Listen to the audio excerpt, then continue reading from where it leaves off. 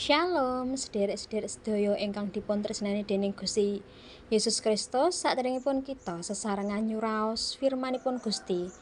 Wonten ing renungan singkat dinten punika, sumangga kita ngaturaken puji lan syukur dumateng ngarsanipun Gusti Allah ingkang Maha Agung, amarga awit saking sih rahmat katresnanipun kita sedaya tasih dipun paringi kawilujengan, kasehatan lan wekdal kangge ngabekti sarta nampi sabdanipun. Monggo kita ndedonga rumiyin.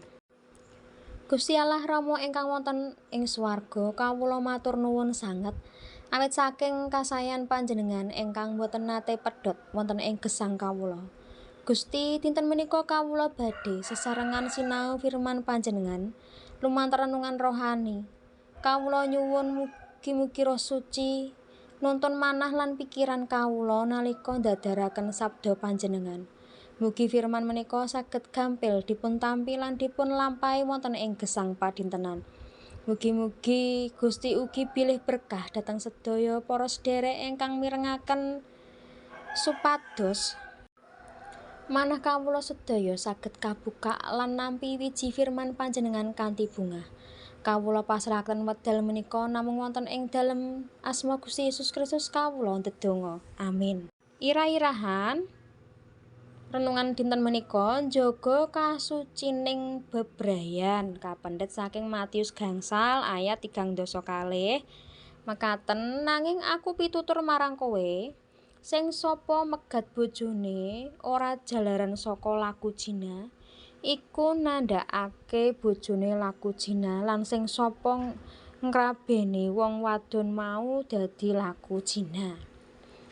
Sederek ingkang kinasih ing Gusti Yesus paring piwulang ing Injil menika serius sanget babagan kaitanipun bebrayan utawi pernikahan.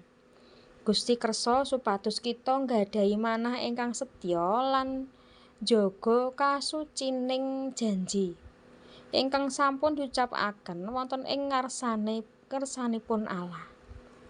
Yang sepindhah, bebrayan iku sakral. Gusti Yesus ngemutaken bilih bebrayan punika boten namung perjanjian sakedhap, nanging janji ingkang sakral ing ngarsanipun Gusti.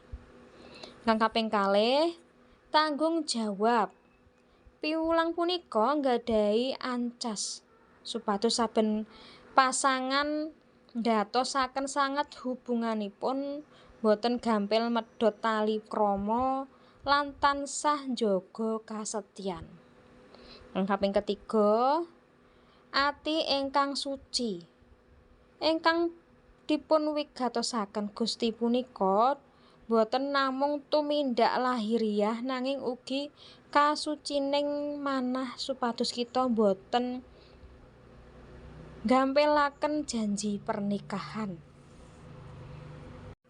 Sumangga kita tansah nyuwun berkahipun Gusti kagem keluarga lan bebrayan kita, supados katresnan ingkang sejati saking Gusti dados dasar ingkang kiyat satemen kita saged njaga kasucen lan kesetiaan ngantos pungkasaning gesang. Monggo kita ndedonga. Duh Gusti Yesus, matur nuwun awit piwulang paduka. Mugi paduka paring berkah dumateng keluarga kula. Paring manah ingkang setya, sabar lan tansah ngabdi dumateng janji pernikahan ingkang suci. Tulung kawula supados saged njaga katresnan ingkang sampun paduka paringaken wonten kawula.